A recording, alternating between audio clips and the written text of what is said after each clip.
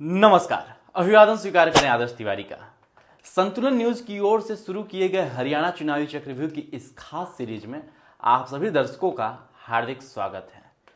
पिछले कई एपिसोड में हमने हरियाणा विधानसभा के कुछ वीआईपी और हॉट सीट की गहरी जांच पड़ताल की और अपने दर्शकों को यह बताने का प्रयास किया कि हरियाणा विधानसभा चुनाव में इस बार वीआईपी और हॉट सीटों पर क्या समीकरण है।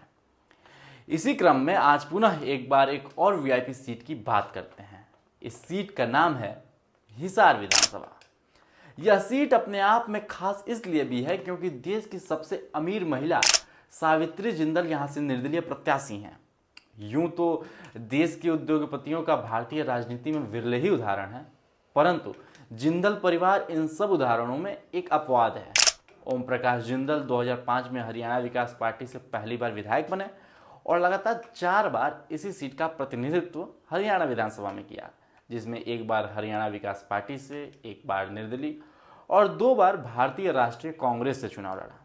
2005 में हेलीकॉप्टर दुर्घटना में उनके देहांत के बाद उनकी श्रीमती सावित्री जिंदल उपचुनाव जीतकर विधानसभा पहुंची और 2009 में पुनः इसी सीट से निर्वाचित हुई। लेकिन 2014 के हरियाणा विधानसभा चुनाव में मोदी लहर को रोक पाने में असमर्थ रहीं और भारतीय जनता पार्टी के डॉक्टर कमल गुप्ता से चुनाव हार गईं, जिसके बाद यह परिवार भाजपा में शामिल हो गया। 2014 और 19 के चुनाव में बीजेपी विधायक डॉक्टर कमल गुप्ता हिसार विधानसभा से विधायक बने। आरएसएस की पृष्ठभूमि से आने वाले डॉक्टर कमल गुप्ता मनोहर लाल खट्टर के भी करीबी हैं, इसलिए उन्हें हरियाणा राज्य में मंत्री पद प्राप्त हुआ। वहीं कांग्रेस छोड़ भाजपा में आए सावित्री जिंदल के बेटे नवीन जिंदल भी कुरुक्षेत्र से भाजपा सांसद बने।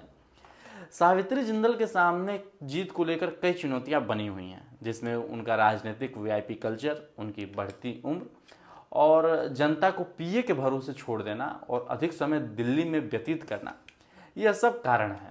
सावित्री जिंदल का मानना है कि वो पार्टी के बंधन में नहीं बनना चाहती और विशुद्ध रूप से हिसार के लोगों की सेवा करना चाहती हैं। वहीं भाजपा के कमल गुप्ता अपने 10 साल के विकास कार्यों के नाम पर वोट मांग रहे हैं और कांग्रेस प्रत्याशी राम निवास भी ओबीसी मतदाताओं से जीत की उम्मीद लगाए बैठे हैं। अब निर्णय तो जनता को ही करना है। इस रिपोर्ट को तैयार किया है हरियाणा चुनावी चक्रव्यूह के रिपोर्ट को तैयार किया है हमारे सहयोगी अक्षय चावला ने।